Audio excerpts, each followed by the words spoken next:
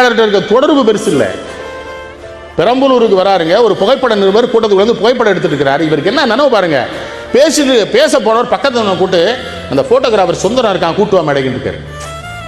சுந்தரத்துக்கு என்ன பையன், நம்ம ஏதோ தப்புட்டோம்ல, அதிகமாக போட்டோ எடுத்தா சத்தம் போடாரு, எதுக்கு கூப்பிடான்னு தெரியல. வந்தா என்ன கையில காயம்னு ரத்தம் அடிச்சுக்கிட்டு இருக்கோம், ஏமா போட்டோ எடுக்க சொன்னாங்க.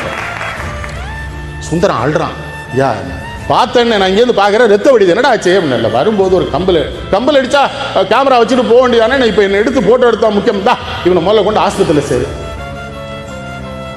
கூட வர்ற பத்திரிகைக்காரங்க, போலீஸ்காரங்க அத்தனை பேர் சாப்பிட்ட பிறகு தான் அவர் சாப்பிடுவார். அது காரணம் சொன்னாரு, நான் சாப்பிட்டேன்னா அவ்வளோ வரையும் விட்டுருவான்னு, விட்டுருவான் தெரியும்ல அப்படிங்கிற. சேலத்துக்கு போகிறார், சேலம் மாவட்டத்தோட சுற்றுப்பயணம் பண்ணுறார், பல மில் முதலாளிகள் அங்கெல்லாம் சாப்பாடு நடக்குது.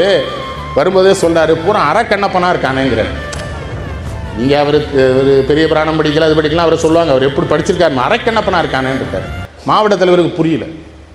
உடனே சிரிச்சுக்கிட்டே கூட வந்த பையன்ட்டு சொல்லியிருக்காரு, அவன் வைஷ்ணவன், அவனுக்கு புரியாதுன்னு நினைக்கிறேன் இருக்கிறார். இந்த சைவ வைஷ்ணவ வேறுபாடெலாம் அவர் தெரிஞ்சிருப்பாரு, வைஷ்ணவன் அவனுக்கு புரியாதுன்னு நினைக்கிறேன்னு. அப்போ இவர் என்னன்னு கேட்டுக்கார். ஒன்றும் இல்லைப்பா, கண்ணப்பன் சாப்பாடு வச்சான் சிவபெருமானுக்கு, அவனுக்கு எது பிடிக்குமோ அதான் வச்சானுடைய, சிவபெருமான் சாப்பிடுவாருன்னு நினச்சி வைக்கல.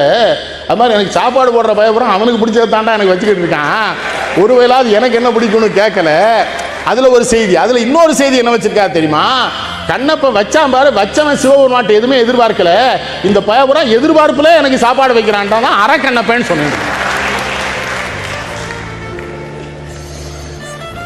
தொண்டை மண்டலத்துக்கு போயிருக்காரு சீனிவாச படையாச்சி கூட.